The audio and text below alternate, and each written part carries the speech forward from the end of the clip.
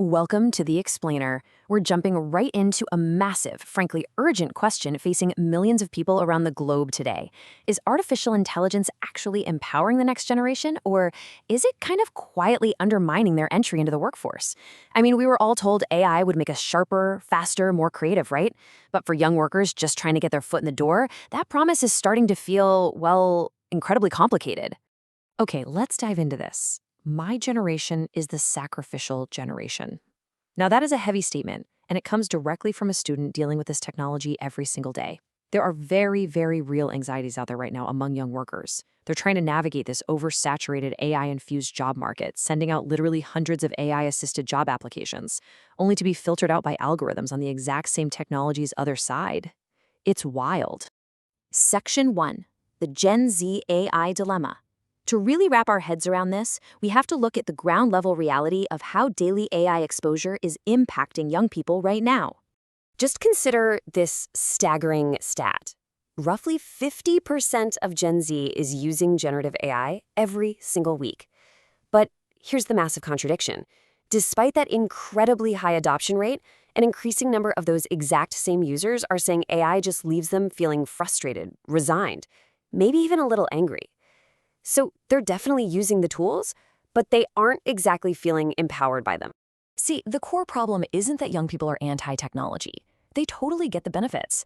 But their specific concerns are rooted in this fear of a world where AI deepens inequality and just straight up erases the value of human labor. They're acutely aware that the entry-level work they desperately need to build baseline experience, well, it could just be automated away entirely. They're feeling this immense pressure to adapt, but they feel like they have zero agency against a system that, right now, seems to prioritize human replacement over human growth. Moving on to Section 2, Utopia, Dystopia, or Reality. We hear extreme corporate AI predictions all the time, but let's see what's actually happening out there. Depending on what room you walk into, you'll hear one of two dominant narratives. On one side, you've got the Wall Street optimists selling this total utopia, the idea that AI will completely free us from all the dull, dirty, boring work, and we'll all just be purely creative all day. Sounds great, right? But then on the flip side, you have the dystopian narrative, which is basically this massive impending job apocalypse, where there's literally no human work left for anyone. And honestly, both of these stories are deeply flawed. So the crucial point is, the reality is way less sci-fi. We aren't seeing mass job extinction just yet, but jobs are absolutely changing, and not always for the better. We're seeing roles where the parts people actually enjoy, the creative elements, the human judgment, those are getting stripped away. Think about translators or warehouse workers.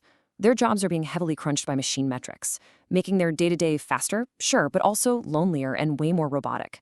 So people aren't necessarily losing their jobs completely. Actually, it's more like they're keeping their jobs, but feeling more like machines themselves. Section 3, the entry-level shift. Let's look at the practical implications for young workers trying to catch a break today. The structural loss of the traditional training ground job is severe right now. Financial Times journalist Sarah O'Connor shared a brilliant anecdote about this. When she started out as a trainee, she spent her days writing basic, repetitive stock market reports. To a senior journalist, that's incredibly boring. But to her, it was absolutely vital. It forced her to learn the terminology, to talk to analysts, and just slowly build her foundational skills through basically osmosis from her senior peers.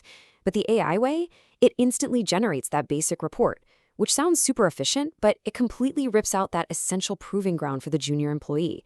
Suddenly, they're asked to instantly direct, edit, and judge the AI's output without ever having built the foundation to actually do that. And this brings us to a really profound observation from AI expert Dr. Raman Chaudhary. It's not necessarily that businesses are just going to stop hiring young people. Instead, the definition of an entry-level job is going to rise. Employers are going to expect a much higher baseline of production on day one. And the real danger here is that our educational institutions are lagging way behind these new expectations. We're looking at a potential lost generation of graduates whose training just doesn't match this new AI-powered market. Section 4. Why foundational knowledge matters. So, if the training wheels are coming off the job market, how on earth do we survive this? Now, what's really interesting about this concept here is the augmentation trap. It's this massive warning sign identified by MIT researchers. Basically, if you use AI just to instantly generate output, like having it write your essay or draft all your emails, yeah, you get a short-term productivity boost. But in the medium to long term, you actually experience cognitive decline. No joke. Using AI as a pure intellectual crutch literally damages your own capability to think, reason, and create. So we have to actively reframe our whole relationship with this technology. We've got to stop treating AI purely as a tool of production, just churning out content, which honestly ends up feeling pretty demoralizing anyway. Instead, we need to start treating it as a tool of mastery. When you use it correctly, AI should be more like a personalized tutor, something that critiques your work, challenges your assumptions, and helps you hit that next cognitive goal, but only after your foundational skills are already set. And this brilliantly illustrates the point. Think about how we handle pocket calculators in school. We do not hand a 6-year-old a calculator. First, they learn mental arithmetic. They memorize their times tables. They literally build out those foundational neural pathways so they actually understand how numbers work. Only after that foundation is rock solid do we introduce the calculator for advanced, complex math. It's the exact same logic with AI. Baseline knowledge is an absolute prerequisite if you want to use powerful tools effectively. Section 5. Training your brain for AI. Let's talk about the action plan for young professionals stepping into this landscape.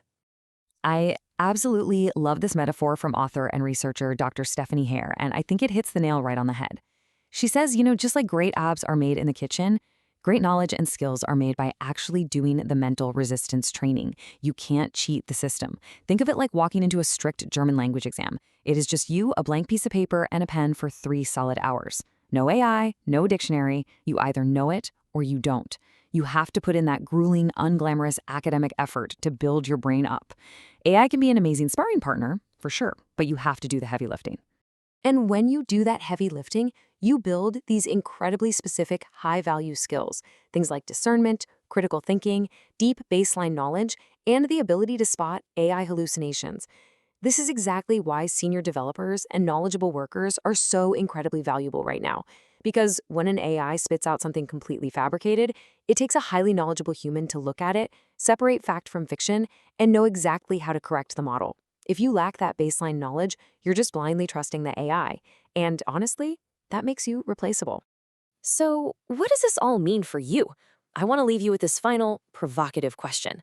As we navigate this massive shift, ask yourself, how are you doing your own mental resistance training to ensure you command AI rather than letting it command you?